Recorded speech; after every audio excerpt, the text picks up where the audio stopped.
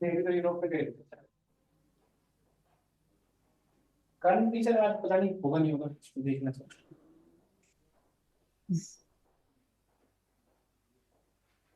जी। अच्छा। अच्छा सर।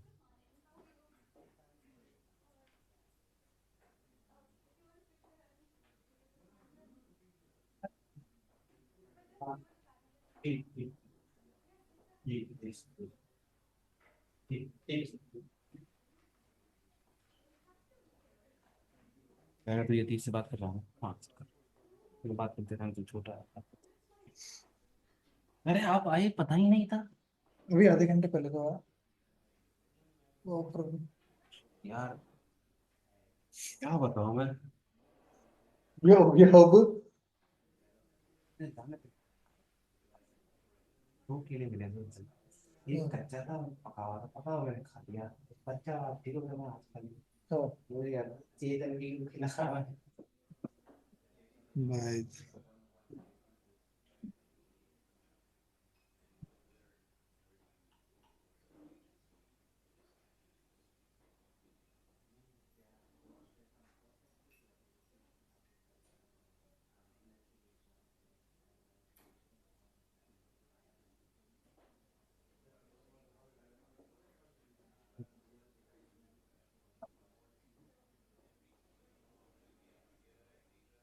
हाँ ये भगवान की है।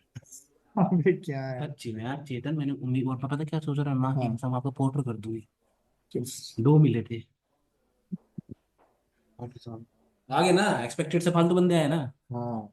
बस वहीं चला करेंगे हर हर चीज से पहले। अबे हैं। भरोसा भी नाम की चीज होती है यार यार। अपनी क्या है ना, अपन अपन क्या है ना, बैटरी स्टोरेज प्लांट है, वो खत्म हो जाता है, नहीं तो नहीं। आपको सोलर से चार्ज करना पड़ता है वो। अब जाओगे तो चार्ज कैसे होगा। वो रात को पहुंच जाती है यार। सच्चे दिल से मांगो। बैल तू पड़ा मोटा हो रहा है तू। और कुछ नहीं। डिप्रेशन में लगा लो। ओह। मोटा भाई। मम्मी पता क्या बोलती है, अंकल जी से तेरा पेट हो गया। मेरी मम्मी कहती है अंकल जैसा पेट हो गया।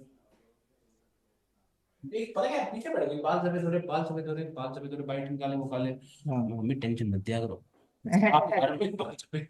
ऐसी दिल पे लगी।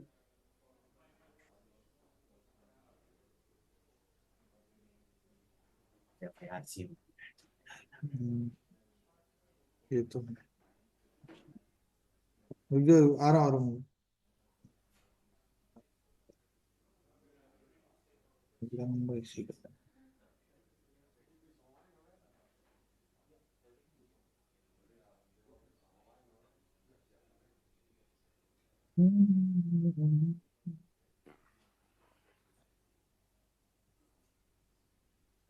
आज इससे मिलने जा रहे हैं।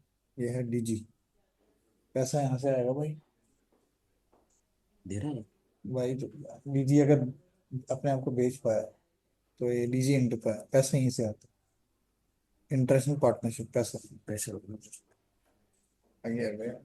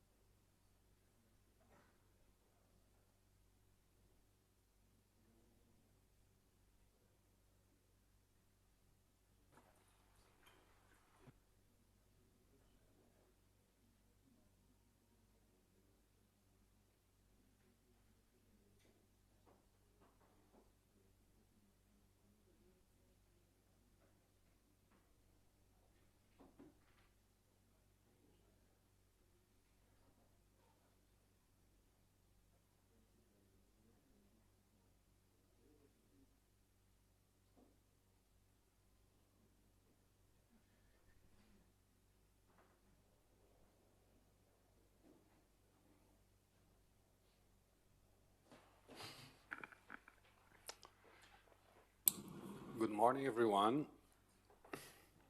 Hope you are enjoying the RCM since yesterday. I'd like just to start saying that last year we were here in the RCM with many of our European partners discussing a vision, how to move beyond isolated training activities and create sustainable capacity ecosystem and that can create solar deployment across ISA member countries. And today I'm pleased to say that this vision is becoming a reality.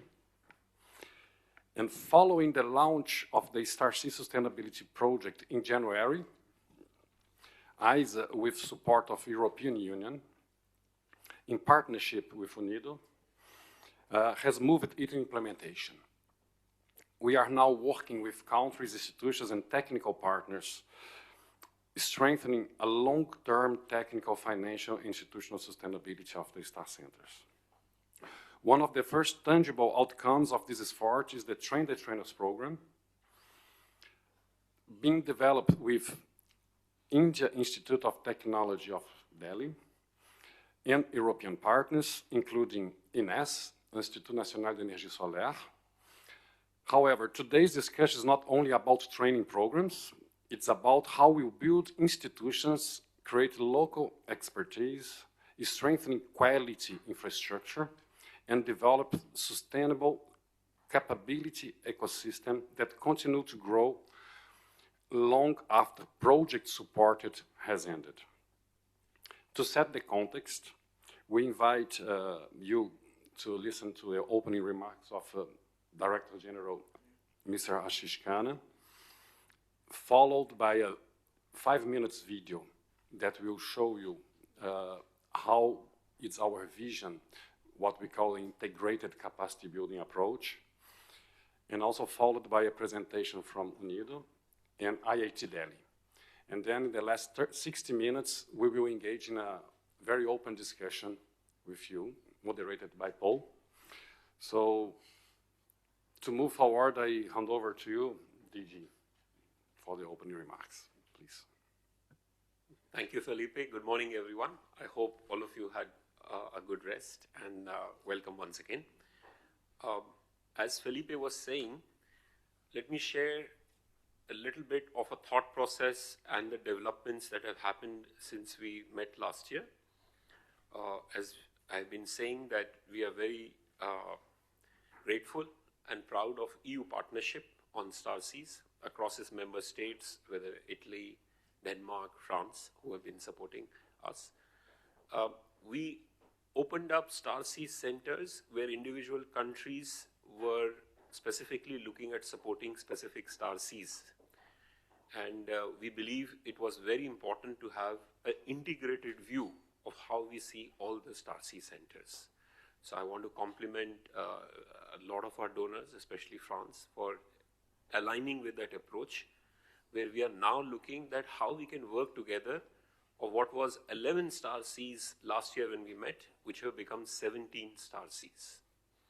Of course, the other element, as Felipe mentioned, is to go beyond the elements of the 4 pillars of testing and measurement, capacity building through training, innovation and knowledge sharing, to look at sustainability.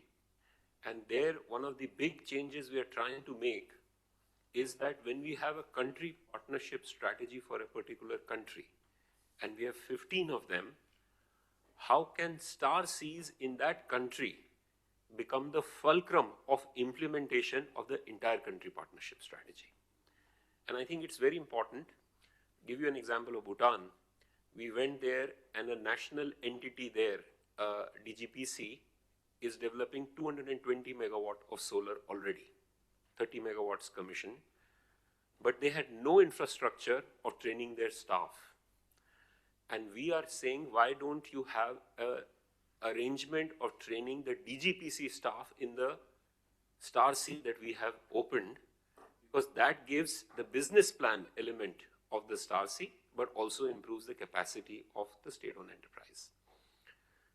This aspect of looking at policy, regulation, capacity building, and elements of STAR-C being wedded into our country partnership frameworks is one approach. The UNIDO assignment, that is having both of the capability of the directors to have sustainability, as well as now the new master's program that is actually being announced in some form over this weekend in presence of the heads of state of India and France, I think is a landmark achievement, building on the previous program of Masters in Renewable Energy that ISA has been sponsoring for last 5 years in IIT Delhi. And this is also a way by which we want UNIDO's expertise, along with creating a platform of multiple partners now bringing in as nice in India and maybe a lot more, especially in Europe, which is our endeavor. The last two elements of this strategy are that while we are trying to create a lot of specialized expertise through STAR-Cs that are very essential for job creation pillar, I think the age of AI and smartphones also allow us the flexibility of giving it to everyone. So we are also this year, after a lot of work by Felipe's team, have awarded the assignment of building an AI-based learning management system that will have, on your language, on your own subject, curated learning programs for everyone. Whether you're a mechanic in Malawi, a farmer in Brazil, you can look at your phone and actually through the ISA Academy curate your own learning. And the final piece, which is our endeavor, is how does a global capability center that becomes the hub for connecting all STAR-Cs, but especially on digitization and AI, which are probably going to be a lot of drivers for energy sector, is something that is integrated as part of capacity building. So as you can see, a lot of progress, and we are very excited. And therefore, this session is very important because EU has been a big partner, and we are really looking forward to deepening our partnership further with EU on this. Thank you once again. Thank you, DG. So now I request Rajendra to play the video that we prepared for you to complement what DG just explained.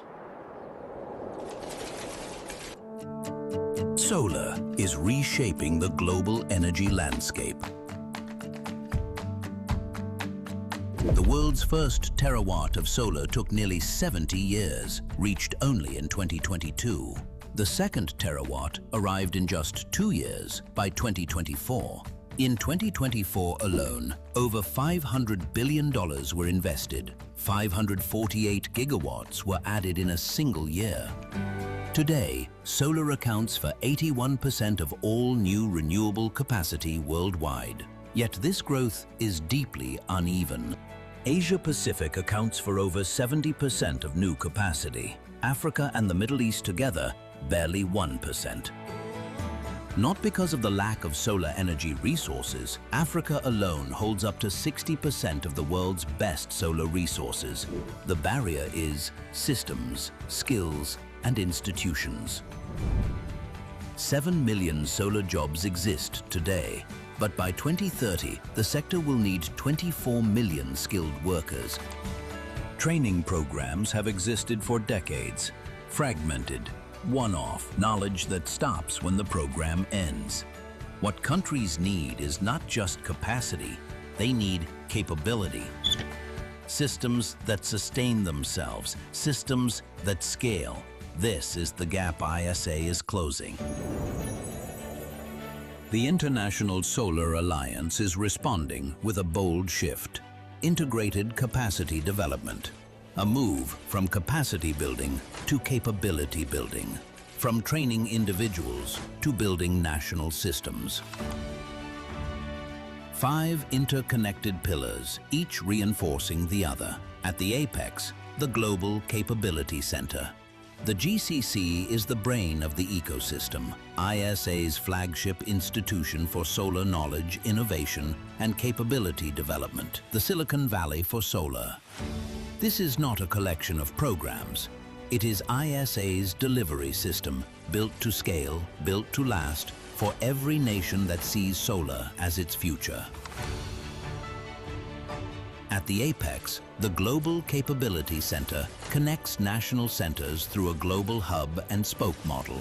It standardizes quality, develops advanced tools, and ensures that what works in one country flows to all. At the foundation, Star Sea Centers, permanent, government-anchored national hubs embedded in universities and institutions, already operational across 13 countries, with a target of 50 sustainable centers by 2030.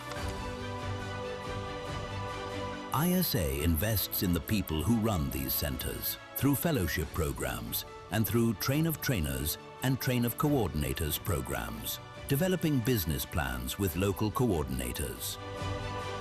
Advanced technical trainings go deep. Solar finance, floating solar, agri-PV, solar water pumps, aligned to each country's priorities.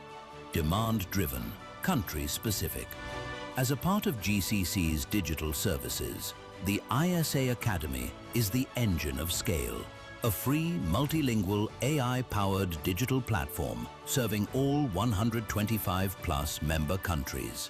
From technicians to bankers to farmers, learning in their own language on their own devices.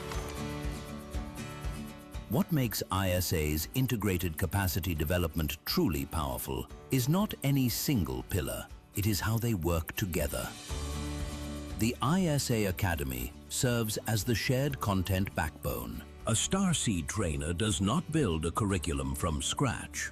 They draw from the Academy, adapt it for local context, and deliver it hands-on at the center. Starseas serve as the venue and institutional anchor for advanced technical trainings. Every specialist program delivered through a Starsea makes it stronger and builds its standing as a national center of excellence. Train of Trainers and Train of Coordinators graduates make the Starsea self-sustaining. This integration also drives significant cost optimization. As the ecosystem grows, the cost per trained professional falls. The GCC ties it all together, turning what the network learns into tools, frameworks, and standardized resources that every Starsea can apply. Integrated capacity development is designed for scale from day one. Every new Starsea joins a ready-made, standardized global network. This ecosystem delivers more than training. It delivers national capability, because the goal was never just to train people. The goal was always to build nations.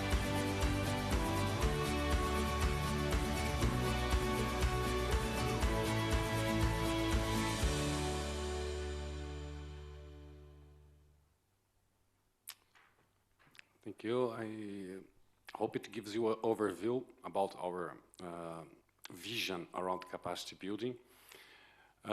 To move forward to our discussion, but before, I would like to invite Martin, our partner from UNIDO, that has been working with ISA since the beginning of the Starsea. This is a good example about integrated capacity building.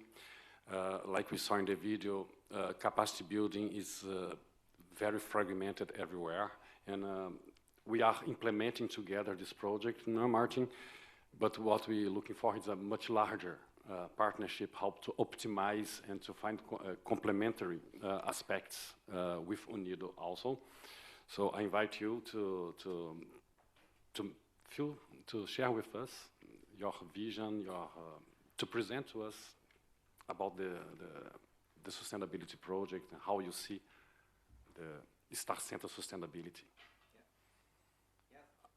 Thank you very much, Felipe. And first of all, thank you for inviting UNIDO to this important meeting. I would like to express my sincere appreciation to the ISADG for hosting us here.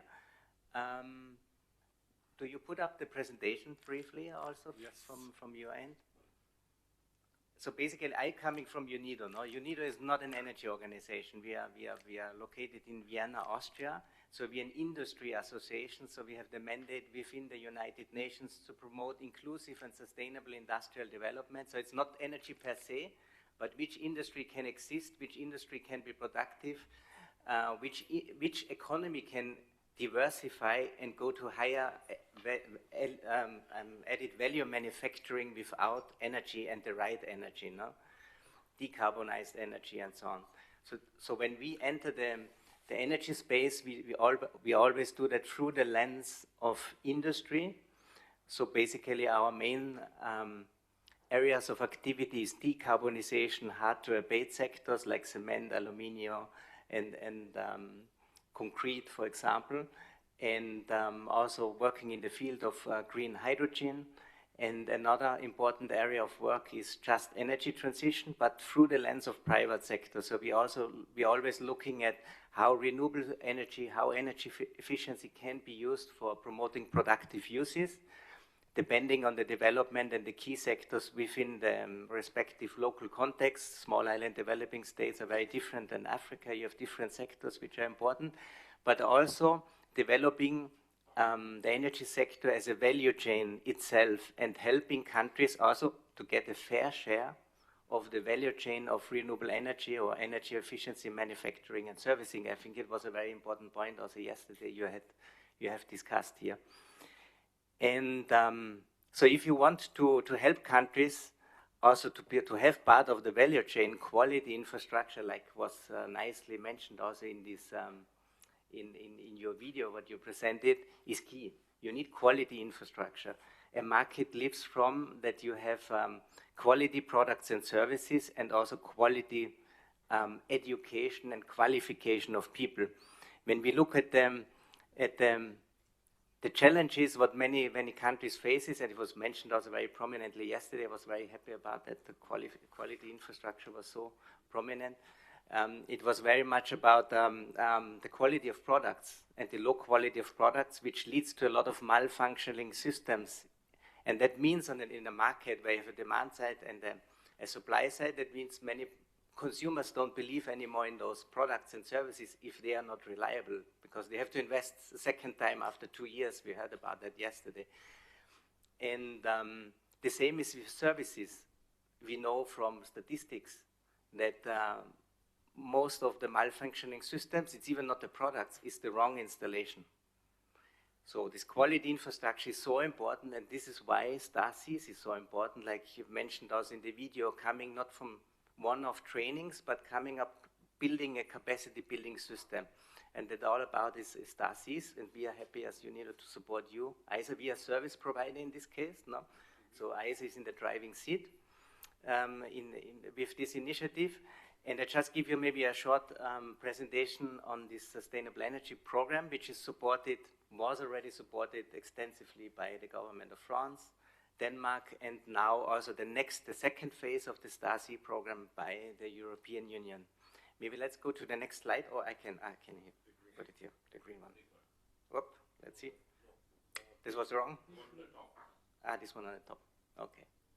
Now, so first I will tell you something about the sustainability program, and then I will tell you something about synergies to other UNIDO programs we are also implementing, and we try to integrate that also a bit in the StarSeas so that we have a mutual benefit. So what is the objective? Yesterday you had this discussion about triangular cooperation. So this EU project on the second phase is being built into the EU-India connectivity partnership, so it's an important contribution. The aim is to have India-EU cooperation and bring it to the global south, innovative solutions on both sides, joining centers of excellence and bringing that expertise to the global south, for example, to Africa. So the second phase of this program is based on the results of the first phase, like you heard. Several StarSeas centers were already established, around 14, but they need still to be sustained, and particularly they need service packages in line what was also demonstrated in the video you have shown. And the second phase of the objective of the sustainability program is particularly contribute and strengthen those STAR-C centers which were already established. And like we heard, the aim is to go to basically 50 centers by 2030. We're happy to support also in this context. The main beneficiaries of the sustainability program are the centers itself. The centers were selected: Ghana, Somalia, Ethiopia, Cuba, Uganda, Senegal, Cameroon, Cote d'Ivoire, Bhutan and Kiribati. So we will focus particularly on those centers, but together we would like to expand also to new countries, right? Just to show you a bit the theory of change of this sustainability program. So we'll strengthen the STAR-C centers, developing business plans, hiring coordinators, providing them with service packages which they can offer to the local market enablers, like in a standardized form potentially. So also have this cooperation between the STAR-C centers. Instead of doing materials 10 times, you do it one time and you adapt it to the local circumstances of the respective centers, and help them to have quality service delivery for the market enablers. And there are 4 key pillars, and that is training, knowledge management, entrepreneurship support, incubation, acceleration potentially, and standardization and testing services. Very important component when it comes to quality infrastructure. And with those service packages, they link back to the sustainability, because the aim is also that they can also generate a value stream and potential income through those services, also to sustain the operations of the centers, because it's the most tricky when you establish new centers.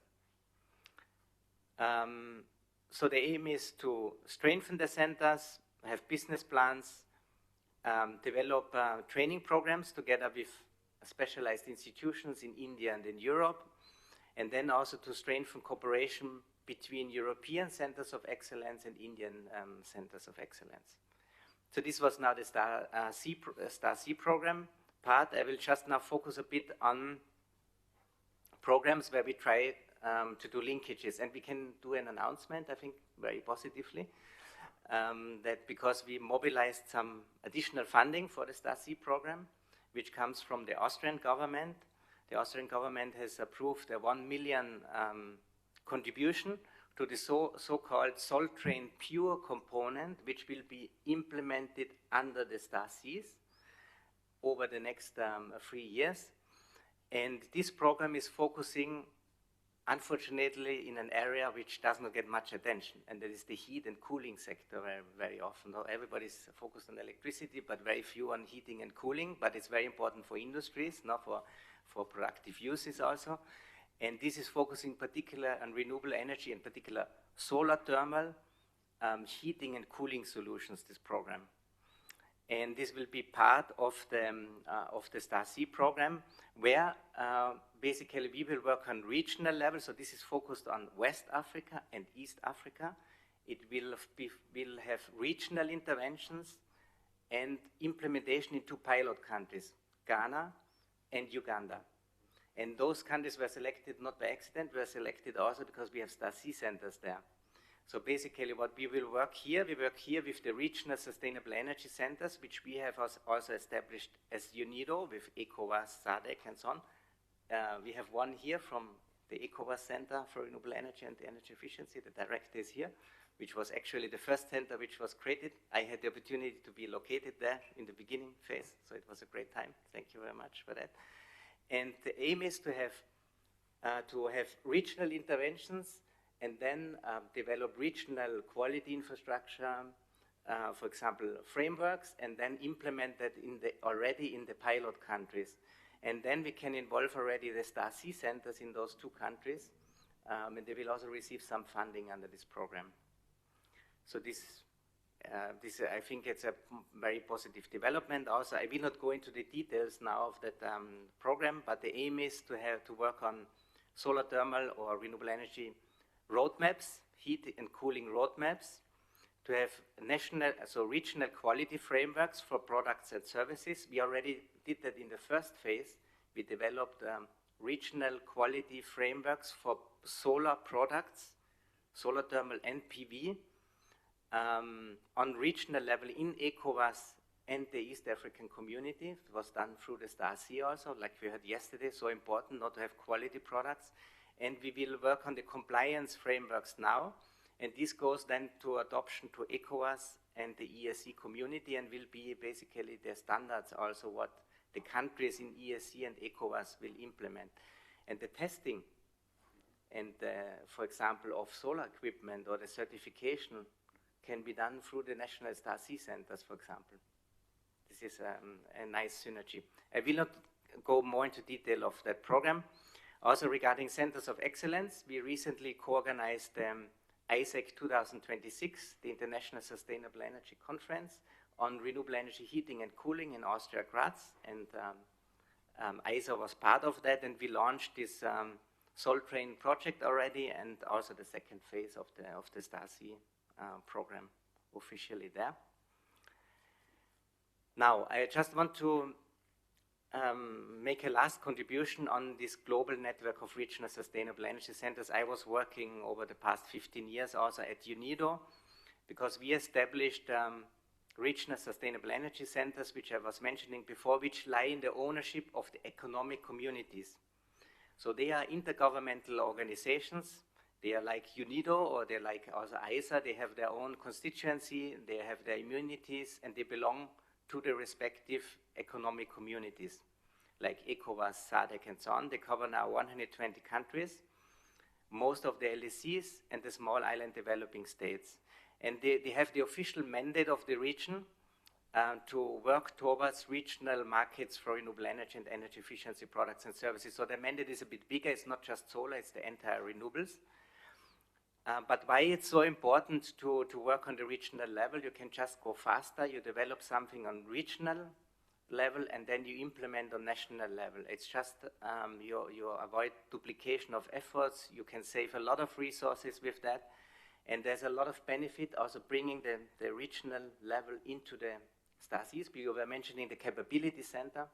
I think it's a nice, so we have national, regional, global. And that I think our centers, they are not owned by UNIDO. They're open to everybody. Many partners work with those centers. They were created independently from UNIDO. We did the first phase. We are still coordinating the joint cooperation between those centers. We have also joint steering committees, but they're open for cooperation for everyone. And the idea would be, because those centers, they have usually, they work on regional level, they have a secretariat, but then they have national institutions they work with, and the STAR-C centers could be part of their operations also on regional level, and through that, the STAR-C centers also get access to a regional market. They can offer their services on the regional market. Again, contributes to the sustainability of the centers, the STAR-C centers. We will not go into the detail, but those regional centers, they're working usually on policy, regulation, guidelines, knowledge, analytics, awareness, quality infrastructure. I tell you a concrete example. They worked on minimum energy performance standards in ECOWAS, SADC, and ESC together with all the 3 centers. It was a project funded by SIDA, by the Swedish corporation. So all those 3 regions developed minimum energy performance standards for lighting, for refrigeration and air conditioning, very important sectors, contributing to peak load in many countries. And they agreed on joint standards together with the quality committees, and that was then approved on ECOWAS, on SADC, ECOWAS, and ESC level, and it became compulsory in all the national countries, and they're implementing now those quality standards. The same you can do for PV. For example, ECOWAS, the ECOWAS Center has already developed quality standards for mini-grids, for example. We are adding now solar thermal together with STAR-C, also to the regional envelope of quality standards, and also, for example, certification programs. So ECOWAS has established a certification program through ECRI for certifying PV installers. It works like that. The accredited entity is the center, the regional, and they accredit national centers to give then the certifications to companies, to SMEs.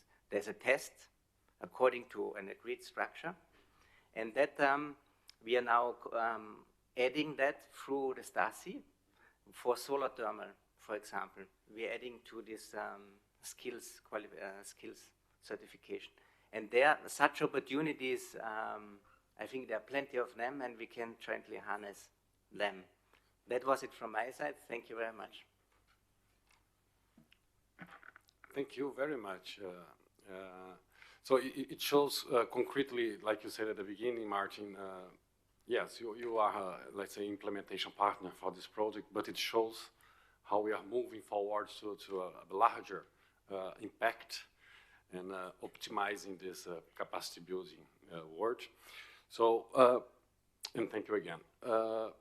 Professor Ramesh, so I hand over to you to make your presentation. Thank you, Mr. Felipe. I'd first like to thank DG for giving us this opportunity. This is my first RCM I'm attending. And so this genesis of this also and a meeting that we had in Ethiopia. And I think Mr. Felipe and had a discussion in the lobby regarding exactly about how do you give capacity building in terms of implementation of solar technologies, which even one of the events we saw that I was talking to some of the Ethiopians there and we realized that everything was being bought from outside. Even if something goes bad, you go back outside. So I think that genesis started there. What we are talking of train the trainers. That's when Mr. Felipe enlightened me about this program, and I'll just go through some of our backgrounds so that you get an idea why we could consider ourselves to be one of the primary institutions to help in this capacity building. So, so in this, basically we are going to talk in this Train the Trainer program. One part of the aspect that as a collaboration between International Solar Alliance, Indian Institute of Technology, Delhi, India, and INES France is a postgraduate diploma in solar systems and management that is going to be offered by IIT Delhi from this year onwards, July end. Basically before going, I know IITians, the IIT alumni bring IIT's name across the globe. So just for this is an act of parliament of Government of India, and IIT Delhi was one of the 23 IITs that are existing currently. It was established in 1961 with a current faculty strength of 650 and 13,000 students, and has a very good amalgamation of postgraduate programs, undergraduate programs, and doctoral programs. And of course, rankings you can see is one of the top institutes in the country and one of the leading institutes in the world. So from the IIT Delhi, I would like to introduce my own department. This department came into existence during the 1970s oil crisis, when the Government of India recognized the need of actually building capacity building of energy engineers for the near future. So it got established in October 1976, and we are entering our 50th year of existence this October. We have already an experience of doing an international certificate program way back in the last millennium. So we had this international certificate program, renewable energy. And then we also have been doing a lot of master's programs right from 1981 to date.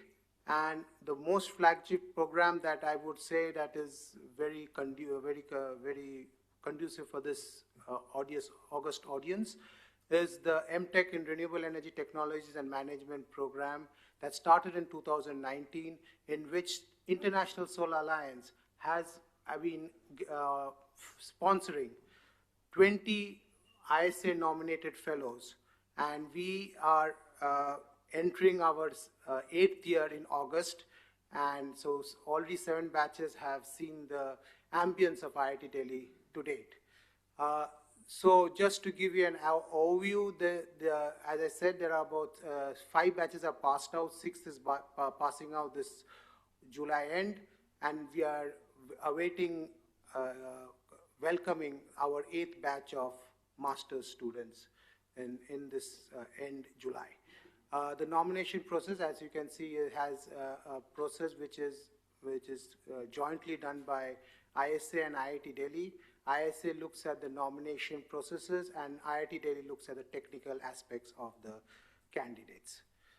So just to give you an overview how popular this program is and how the breadth and width of the Global South that it covers, these are a list of countries that have sent their students to our program, and you can see a huge contingent of African nations being part of this program. We have representations from Latin America as well as, South America as well as Asian belt, and we hope to continue this in the near future with this program. And this was the genesis of the Train the Trainers program, the success of stories of our alumni after going back to their respective countries and taking up leading positions in the renewable energy sector made us believe that this Train the Trainers program is something that we can contribute to the world. So what is this Train the Trainers program from our perspective? What we understand is that we have a collaboration between IIT Delhi, ISA and INES for the StarC centers, for the StarC centers, and which will be managed with UNIDO. And this program will be in two parts. The first part, the the postgraduate diploma in solar systems and management, will be delivered in IIT Delhi in person. It's more a hands-on training and it will be of 2 semesters, followed by a 1-month internship on applied solar system technologies in INES France, after which they would become we expect the graduates successfully completing this program be competent enough to be part of the trainers in StarC centers, building up the capacity building of their respective country in the renewable sector.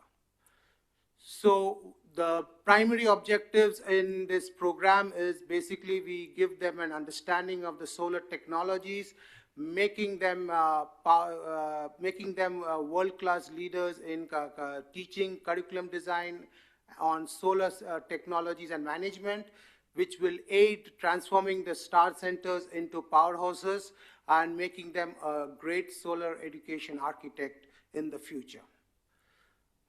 So a breakup of the program is that it will have 2 semesters. The first semester is focused on training them on the different aspects of solar, solar energy, solar resource assessment, which will include solar PV as well as solar thermal, along with battery storage. So I think Solar Train could be a very good investment here also, we feel. And then we will have labs on experience in solar system designing, then the electrical subsystems, the power markets and forecasting will be taught to the students. This will include not only our academicians, we will also be inviting industrialists to come and give some special lectures so that they know the state of the art of the current technologies in existence. The second part is more on policy, financing, and bankable projects, project management, both in terms of developers and lenders' perspective. And last but not the least, we would also be looking at training them in testing and certification of solar systems. So, as I said, this is more a hands-on training, so we would want these students to be there on campus, in person, because lectures is only comprising of 30%. The remaining 17% is tutorials and hands-on lab experience. So this program is going to be in-person mode. So they will come to our IIT Delhi, stay there for 1 year in our campus, get trained in solar systems and management, and they will be trained ready for INES France to undertake a 1-month internship in Europe. So basically, the whole concept here is that we will make the students apprised through simulation labs in how to design, how to size, design, and scale solar thermal and storage, solar PV and storage systems, and then integrate it to the electrical subsystems, and along with that, doing an optimal scheduling, and finally, the scheduling data used for energy system modeling. This is an overview of how they will be trained and what they will take out from this program. And just to give you the capability of IIT Delhi, this is an existing test bench facility integrating solar PV, solar wind, and battery emulators for low voltage level utility grid integration. It's about 50 kVA system, and this has been built completely in-house by our faculty. And just a bird's eye view of the lab that the trainers fellows will be seeing. We will have most of the apparatus that they will be trained in is given in this bird's eye view, and this is sort of a ground level view of what we will be having there. Thank you. Thank you very much, Professor Ramirez. We clearly see the progress that we are having now. So this train the trainer program, it's one of the two main work streams of the sustainability of the center. So the train of coordinators and train the trainers, just to give you the right context. And here today we are discussing about the train the trainers program. So thank you very much. We expect to launch and to start the program in July, August. We have some administrative things going, so it will be launched very, very soon. To spend 1 year in IIT Delhi, these 10 students from the host institution of STAR centers from every of the 10 countries. Thank you. I would open for questions by the end of the session, but now I would like to hand over to Paul Boutan, that will start our discussion. Good morning, everyone. It's a pleasure to welcome you to this roundtable dedicated to strengthening global solar capability ecosystem through the STAR-C initiative. Today's discussion brings together academic institutions like DTU, IIT Delhi, and Université Savoie-Mont Blanc, industry representative, online we have Certisolis, international organizations like UNIDO, and technical center of excellence like INES or IAE working on Soltrain, to reflect on a key challenge: how to build sustainable, locally anchored, and internationally connected solar capacity in emerging markets. Beyond technology deployment, the objective is to develop long-term institutional capabilities, including training, research, quality infrastructure, innovation, and regional cooperation that can support the global energy transition in an inclusive and sustainable way. Without further delay, I would like to begin with our first speaker, so Dr. Bird from DTU. From a global research perspective, how can advanced technical institutions contribute to bridging the gap between innovation and deployment in emerging solar markets? Yeah, thank you very much, and thank you very much for inviting me to these 2 days. I will say I didn't know anything about ISA until 3 weeks ago when Christopher Sørensen contacted DTU and asked if we would have some interest in learning about ISA, maybe contribute to it because the Danish government is involved. And I have learned a lot over these 2 days. So in order to answer your question, just a few words about DTU, the Technical University of Denmark. It's an old university. We were founded back in 1829 by Ørsted. And those working in the power sector knows Ørsted. And we'll soon celebrate our 200 years birthday. It will be a big party. But over all those years, we have done research in technical and natural sciences and educated engineers for the benefit of the society. We cover most technical disciplines, and when it comes to energy, multiple: fusion power, nuclear, storage, green fuels, renewables such as wind and solar, and not least hybrid power systems. So the short answer is that we educate people, while at the same time conduct research so that we make sure that the education actually target the newest developments within the field. We also encourage our students to do their thesis together with industry, working on a real problem. And at best, they start their own business afterwards, and we really encourage that. We have around 14,000 students coming from 100 countries, and we do Bachelor of Engineer, Master and PhDs, and also lifelong learning for professionals. We have 120 mobility programs with more than with the universities around the world. We have 3 with India, IIT Delhi, IIT Mumbai, and IIT Madras. And we have also agreements in South Africa, Kenya, Indonesia, and Vietnam will come along. So as part of our lifelong learning, we provide tailor-made courses to professionals from countries with whom the Danish Energy Agency and the Foreign Services collaborate. And these are typical from the ministries, but also from the utilities and transmission system operators. So these courses focus on energy system analysis and planning. Planning is so important when it comes to energy systems. And in order to do that, modeling, times and Balmoral, complicated issue, but we also do courses on that. Integration of the renewables in the system is so important for our TSOs. And then, of course, wind energy. I come from the Department for Wind and Energy Systems. So the professionals come typically for 3 weeks to get hands-on experience on the renewables in our labs and our research infrastructure, but we also take them out to visit the large-scale facilities around in the landscape.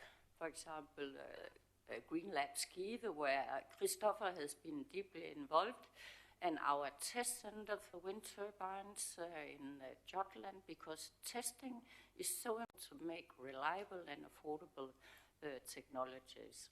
And they are tested according to standards. Standards are so important when it comes to new technologies.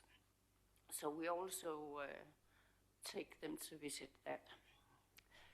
Then also we provide scientific advice and research-based consultancy to governments in emerging economies. That's my responsibility at the department, where I coordinate our activities. We have done that for 40 years, helped build the first test center for wind turbines in India, and also helped establish the National Institute of Wind Energy in Chennai. And we do similar things now in Ethiopia together with the National Electricity Company and 3 local universities. And then also I would want to emphasize that we, of course, also do joint research and have a PhD with peers in emerging economies. And one of my colleagues is doing a research on supply chain of the solar industry in Vietnam, and look into how it's impacted by the tariffs and industrial policies in the developed world. So, education is key. Thank you very much. So that education is key, so it's a good transition. Now I want to go to Université Savoie-Mont-Blanc, to Christophe. So in your perspective, what role can academic institutions play in fostering regional knowledge ecosystem to support the StarSea initiative? Thank you. So at the University Savoie-Mont-Blanc, we are in a joint research and training center, which is called INES, which is shared with the CEA and INES Platform Formation Education. And so in this framework, we are associated in a graduate school, which is a national grant, which is called École Universitaire de Recherche, which was a PIA, a big program supported for 10 years. And in this graduate school, we have developed one master, which is on 2 years, which is an international master, which is fully in English, with two paths. One path is a path of engineering, so it's called Energy for Solar Building and Cities.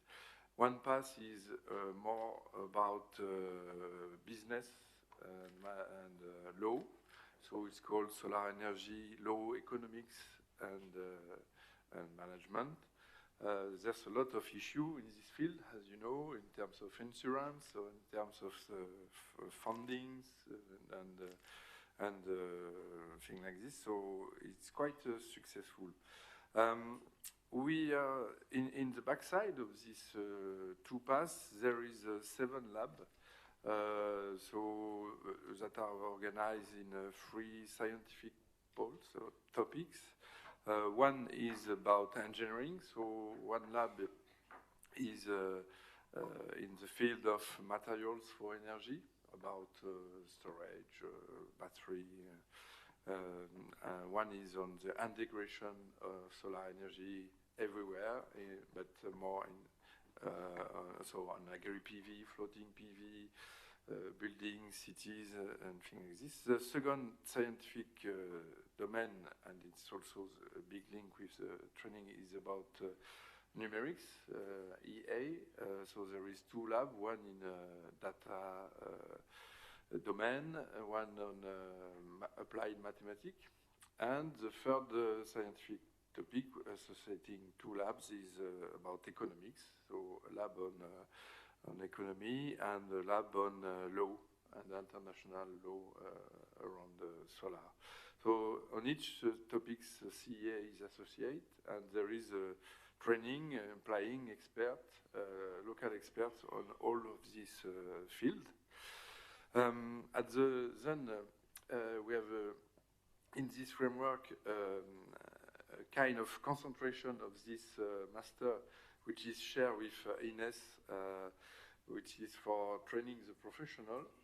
So it's a kind of concentrate year that allow the professional to be trained on engineering part, materials for energy, but also a bit about issue about economics and management, insurance problem, and things like this. At a higher level, we are pushing to have PhD students and have international connection. So at that time, we have around 10 co-tutel PhD students in different kind of fields. Some are supporting in the framework of European university, which is called UNITA, where University Savoie-Mont-Blanc is a partner. So UNITA is including Saragossa, University of Torino, Timișoara in Romania, in Portugal. So there is a big action around the hub of energy at this scale. And we try to develop a graduate school at this scale based on our experience. But we have also several other co-tutel, one with Cameroon, one with Australia in a framework of COFUN project, some with Italy, we have strong, and some with Switzerland, of course, we are close from the border. So that is what I can say. So we can, we'll be happy to to invite some students, international students, but also some trainers. It is in this framework that we try to launch something with Ines and you to receive some professor, future trainer in this field, and to find a more suitable program for them. So That's what I can say. Thank you very much. That's what we do. So thank you for this transition also. So now we go online to Ines now with Guillaume Trémois. People, they are online. So to Guillaume from Ines, so from that Center of Excellence perspective, how can European Centers of Excellence contribute to enhancing technical capacities while answering localization in StarC partner countries? Okay, so good morning, everyone. Thank you, Paul, for the invitation. So Ines is, as Christophe Benezzo said just before, is one of Europe's leading centers dedicated to solar energy, combining research, innovation, testing, professional training, and international academic program. Over the past years, we have been involved in capacity building initiative in Europe, but also in Africa and overseas territories. So which gives us a practical perspective on the... Guillaume, excuse me. Yeah. This is Philippe. Can you check your microphone? Maybe it's very difficult to understand. Okay. I'm sorry for this.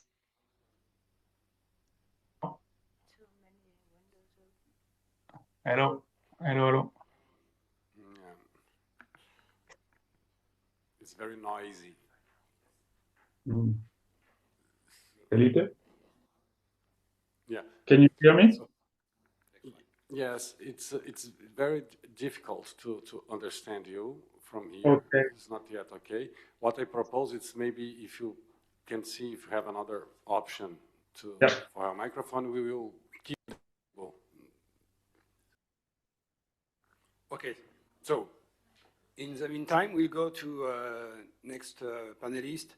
Now, from a perspective, from a private sector perspective, we go to Certisolis, still online, with Mrs. Fanny Schnur. So from Certisolis, from that point of view, what is the strategic importance of testing and certification system in building trust and scaling solar market globally? Hello, thank you for the invitation. And I will just explain that I'm standing in for one Barrel that couldn't be available for this meeting. But I represent Certisolis, which is an independent French photovoltaic testing and certification laboratory. And we are the only French lab to be accredited to ISO IEC 17025 for SA and also to ISO IEC 17065 for products and services.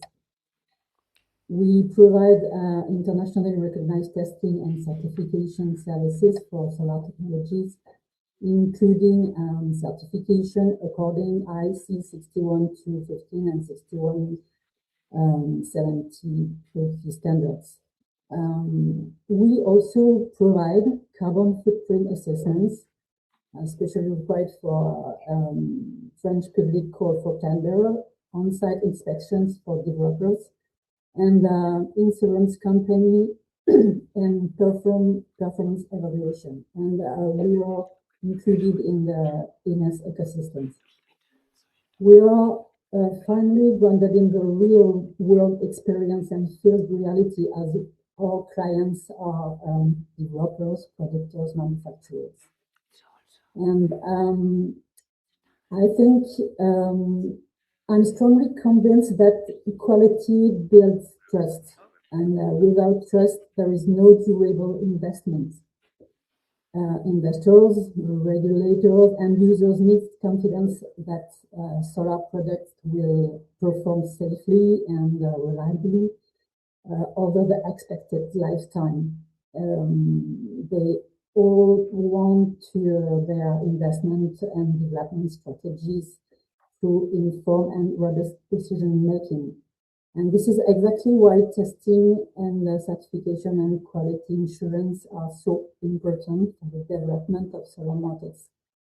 By transforming technical data into trusted evidence, I think that supports investment, reduces risk, and it strengthens confidence across the entire solar chain value.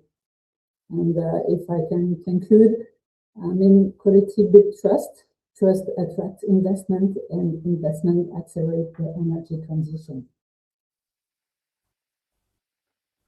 Thank you very much. We will stay online to another center of excellence before going back to Guillaume about AE Intech working on Soltrain. So, Mrs. Monica Sporjour, the Soltrain program has developed extensive experience in strengthening solar thermal and renewable energy capacities across several regions. In your view, what lessons from Soltrain could be most relevant for the StarSea initiative? Thank you very much for the possibility to be at this meeting. I stand in for Wolfgang Gruber-Glatzel. And I just want to say a few words about AE Intech as well. We are a non-university research institute based in Austria, Gleisdorf, in the field of renewable energy, heating and cooling. And as it was mentioned before, we are excited to join this network of ISA StarSea centers and to bring in their expertise for renewable heating and cooling. The Soltrain initiative started already in 2009, and it was funded by Austrian Development Corporation. A lot of the elements that are also for the important for the StarSea centers, we implemented in the southern region, in the Southern African Development Community. We built up centers of competence at universities, developed a roadmap for renewable heating and cooling, did a lot of training, awareness raising, also for policy, financial institutions, different sectors of the private, in the private sectors.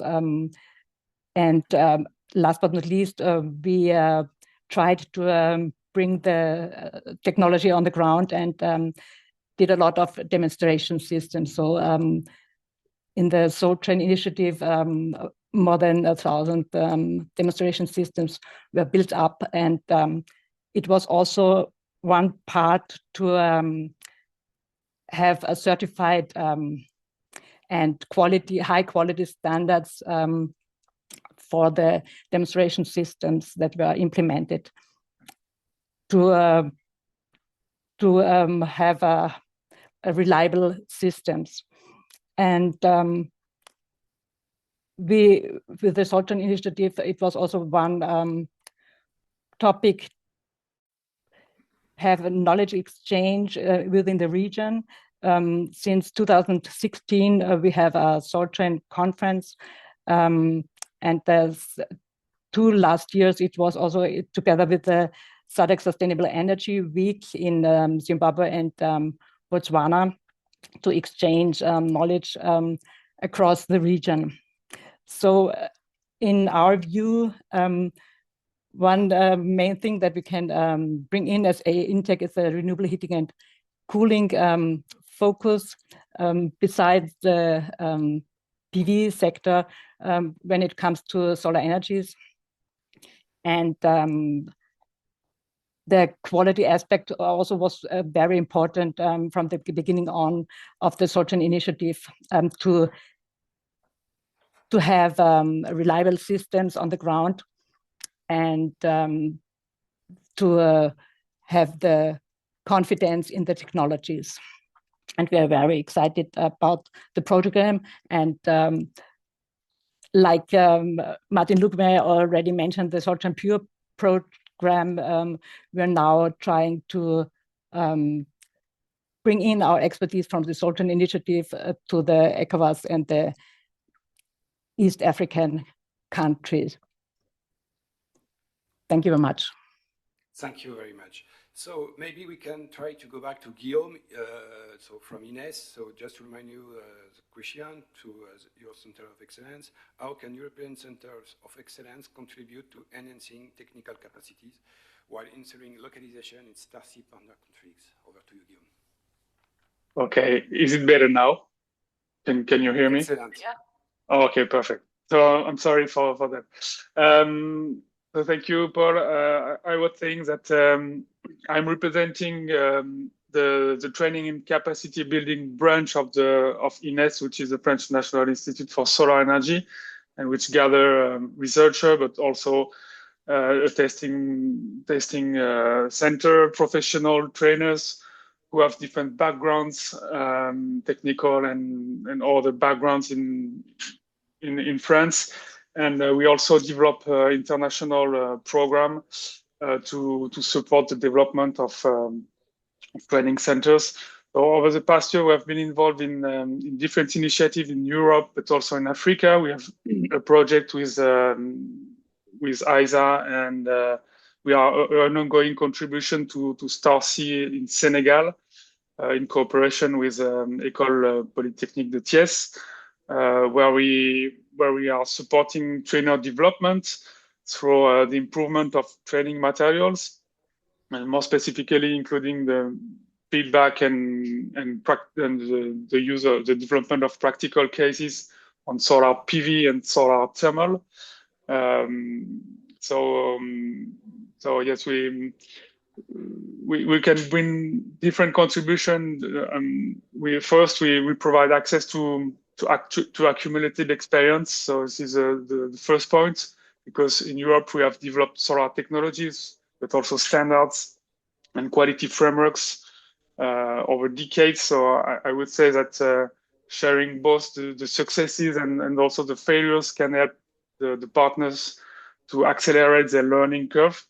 So this is the first point, and this is what we are doing currently in Senegal.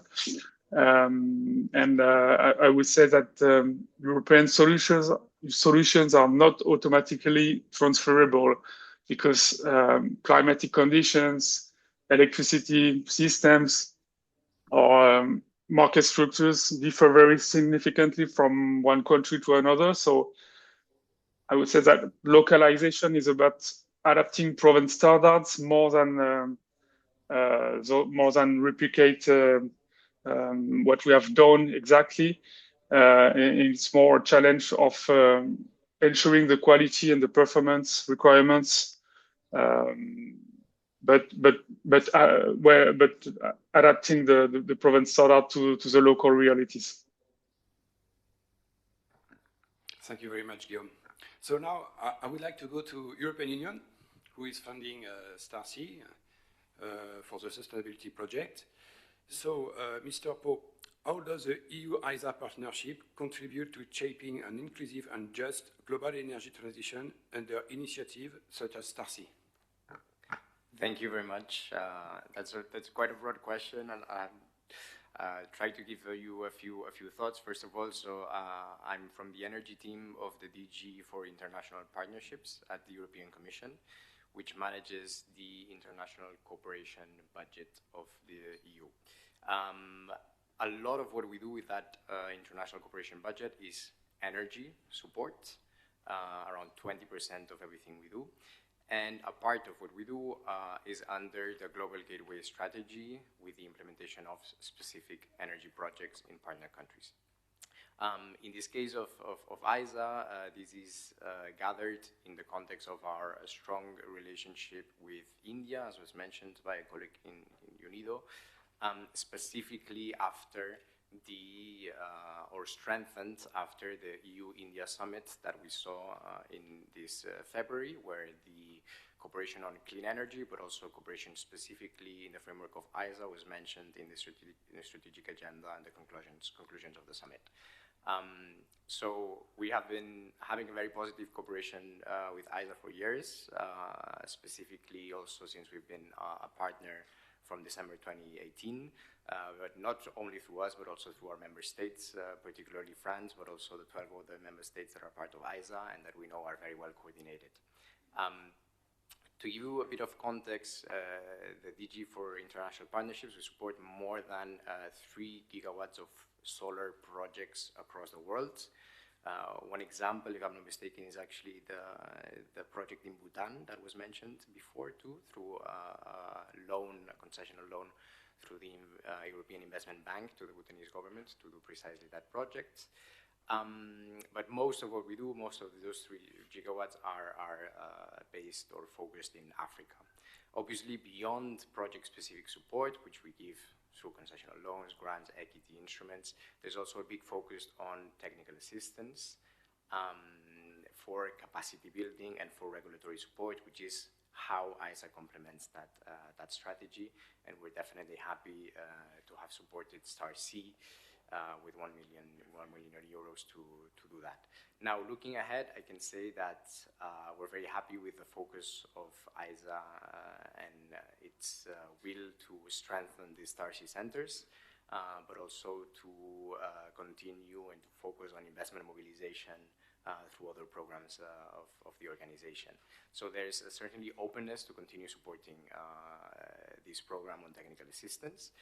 There's also openness to strengthen the STAR-C centers on a range of particular issues, or the STAR-C centers or our cooperation with ISA on a range of particular issues that are of importance to the EU and to its member states. I would say a couple of things. So one particularly important issue is strengthening the footprint in Sub-Saharan Africa, which is where we have most of our investments, but also where there is most need to deploy solar technologies at scale. Another big priority is the digitization, the digital element of solar technologies, and particularly the cybersecurity element, also in the age of AI. So I was happy to hear also this global center of STAR-C centers, this note that will also focus on digitization, and we'd be happy to hear more about that initiative. Another element is the recyclability and the circularity of solar, particularly in the Sunrise program. And related to that, as you very well know, also the priorities of the EU to help diversify solar supply chains, also by supporting manufacturing of and assembly of solar products in partner countries. So venues to work on that and ISA support and work on that would be also be very appreciated. And lastly, also cooperation with the European Union on global initiatives to raise the importance of solar deployment in partner countries, including by supporting, obviously, the COP28 Tripling Renewables campaign, but also the newly launched EU Global Electrification Initiative. So happy to continue this conversation. I know you're very well in touch with my colleagues in the delegation in Delhi, but also with my colleagues at DG Ener, and we're having fantastic conversations this week. So this is just a continuation of what we have been doing for the past couple of years. Thanks a lot. Thank you very much. Thank you very much for your support. And thank you also, talking about Bhutan, you give me an incredible transition, because now I would like to share with you a question from the local coordinator from Bhutan, and then to leave the discussion open to the panel. So if we can, Rajendra, if you can have the question from Bhutan.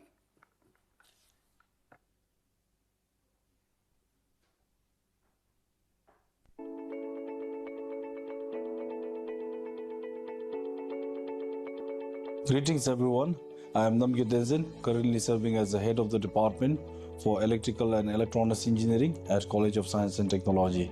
I represent STAR-C Center in Bhutan.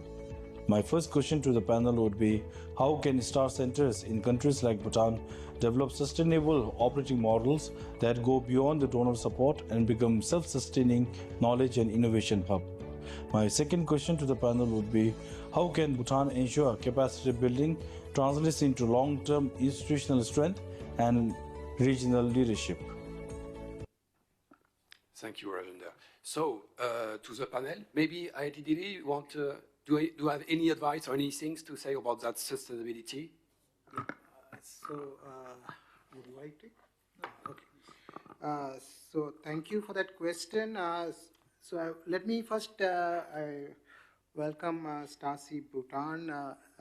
So just to apprise you that the last 2 years we have representatives from Bhutan taking our postgraduate degree program, and there is actually a perspective there wherein the students of this master's program itself, not even the trainers will come next year, but even now you can be part of this journey of building capacity by letting the students who are being trained in the first year itself, they have a mandate of doing 1 month internship, 2 months internship under ISA in any of the ISA organizations at the end of the first year. So they can come to the StarC centers and actually whatever knowledge they have gained, they can actually disseminate that now itself in the StarC centers.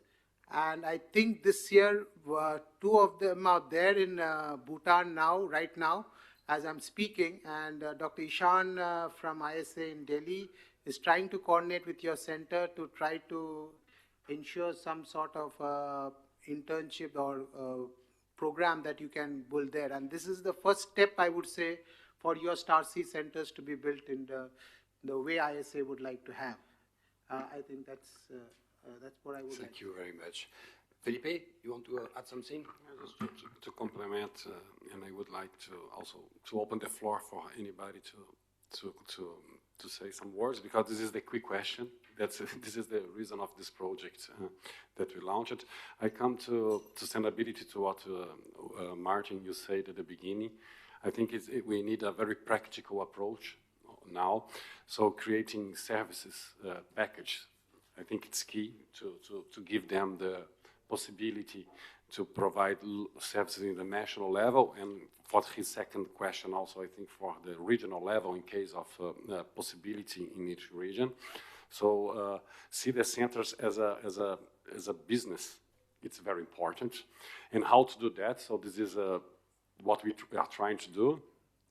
So in one hand side, it's create this local markets. Think about how explore the main functions of the STAR Center. One is training, another is testing. In their countries, including Bhutan, there is a lack of quality processes and tests, so there is a real market. It's going to open for them on this. So I think take the ownership, local ownership for their journey. It's the key point, and how to assign the right human resources during the implementation of the STAR Center, looking for a long-term sustainability, and see the STAR Center as a business unit independently, and taking also the experience from UNIDO by developing the GMSEC network. It's a great learning. So one of the reasons that I think a benefit to work with UNIDO. So I think it's seen like a business and strengthening the institutions, because we also see that the local institutions must take the ownership to disseminate nationally their trainings. So it's a question not, again, to give only trainings, but to give their capability to train locally there. So this is the main reason of this project. Thank you, Felipe. So, to UNIDO, Martin, still discussing about that sustainability from UNIDO. How can capacity building initiative be structurally linked with industrial ecosystem to deliver both energy and economic transformation outcome? So basically, you mean in general the training what the StarC centers will provide? Yeah, exactly. So, yeah. I mean, I think that it's very important that these are practical trainings and not theoretical trainings. And they need, usually what you need to do is a training needs assessment. You need to look at what the local market enablers and the different market enablers in each of the countries need. And based on that, you need to provide the services, right? And you need to also do an assessment. What are the key value chains?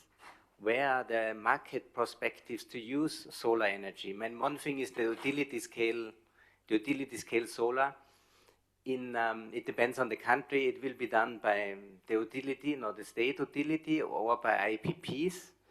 But then there's a bigger market, and that is the decentralized market when we're now speaking about Africa, no? Because we have a huge decentralized market for renewable energy solutions. And you need to check where are the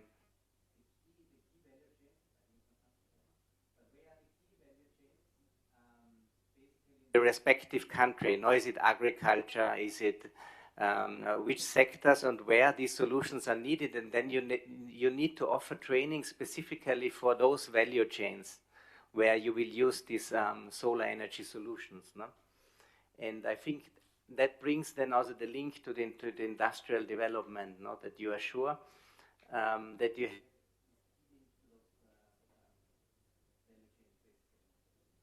the market is, no? For those solutions. Thank you very much. So I'd like to come back to DTU. Also thinking about that scalability, what are the critical factors from your perspective for ensuring that technological innovation in solar energy translates into inclusive solution across region? I hope it works. Well, I will come back to education. So there's an old Chinese saying that if you plan for a year, plant a rice. If you plan for 10 years, plant a tree. But if you plan for 100, educate people. So what we have found out when we provide scientific advice to emerging economies, and I have wrote this report where you can read more about it. It's also possible to download. We have found out that, for example, regarding wind resource assessment, people around the world can download our software. It's developed based on our research. Along with the software, which is affordable, there's also a self-study course. But for many people out in the emerging economies, but also in our own, it requires a little bit more capability. So we have done a lot of workshops around the world where my colleagues have traveled and provided training for the utilities and the professionals, etc., for a week. But we cannot keep on doing that. So, and we cannot bring them to DTU either. We cannot bring the world to DTU when we have to make the energy transition.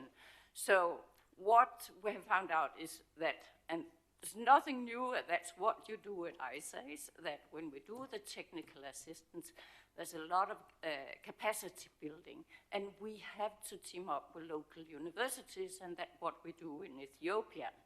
So they have done their own needs assessment of their courses, salability, in order to find out where are the gaps in order for us to train and educate the engineers of the future.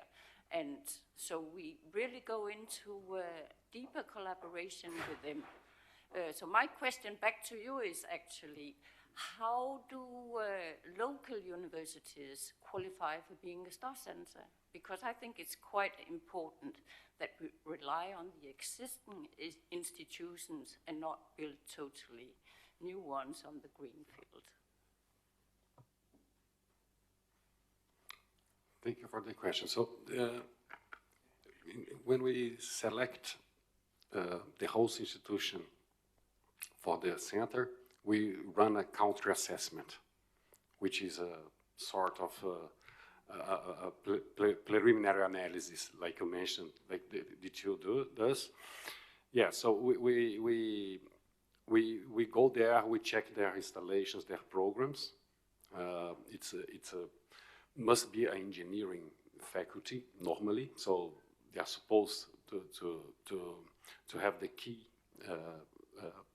base knowledge and curriculum to allow this to implement the STAR-C. So when we do the counter assessment, we have some criteria that is defined to agree on the host institution in the national level, to answer your question.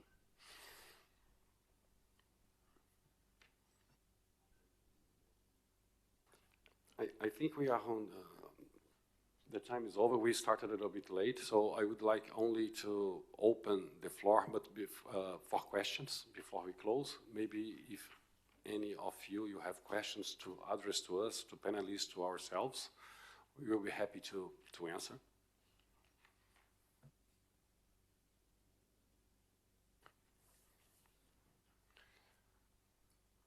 Okay, no questions. Please. It was a very interesting remark, and I think could be a good idea to have a kind of overview of universities that are presenting solar energy program and kind of network. It will be very interesting at the European level to see what is the best suitable for each country in terms of content. So yes, you are right. We are starting now with this partnership, like you see with INES, Université Savoie-Mont-Blanc, as well as part of the partnership, IIT Delhi. So this is exactly the idea, to expand this partnership in a medium-long term. So this is our ambition in Europe, is to involve more and more institutions. And of course, there is a compatibility about countries, not only, but also technologies. So what kind of technologies and applications each institution, academic institutional partner in Europe can add value to a specific demand. It's what we call also integrated capacity building, because the StarSea's plans are based in the local priorities, national priorities in terms of deployment. So it's a driver also to define the partnership. So the idea is to do that. So the training program is starting now, and thanks again to EU for this first grant to kick off. It's not over. And the idea is 1 year, so mid-career for trainers from the local institutions. We will build the base of these trainers, and then followed by a more applicable training that can be, and we expect a lot of collaboration with European institutions for this. So it's currently with US SB, BMB, USMB. But we expect, like with DTU, that we and other partners from Italy also, maybe one day, we will be able to extend this train the trainers program broader with other academic institutions. Yeah.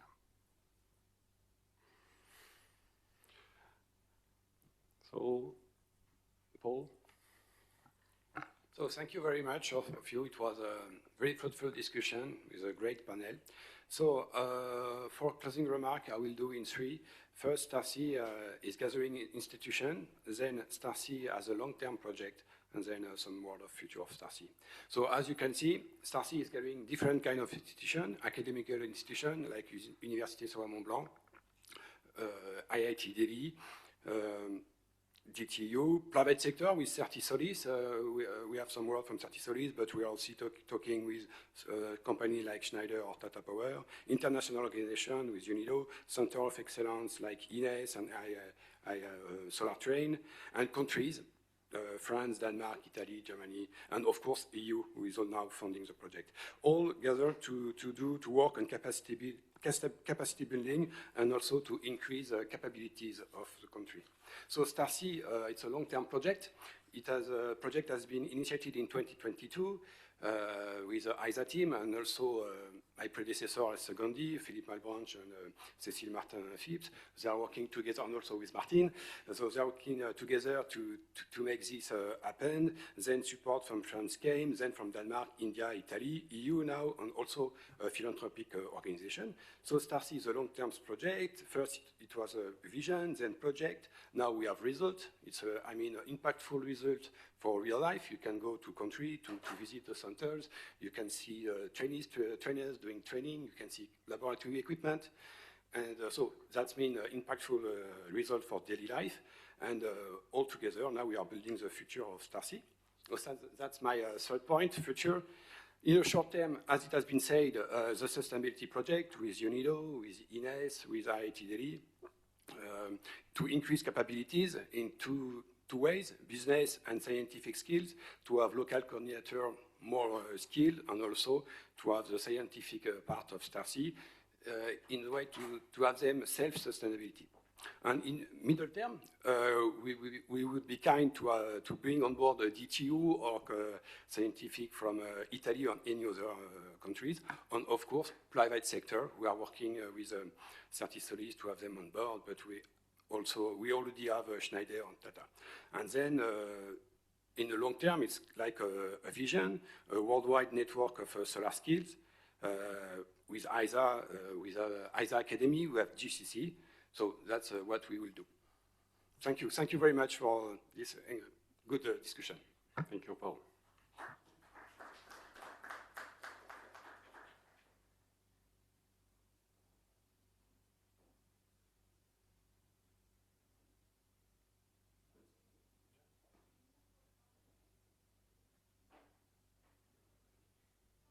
And now it's coffee break. Yeah, let's reconvene in 10 minutes, please.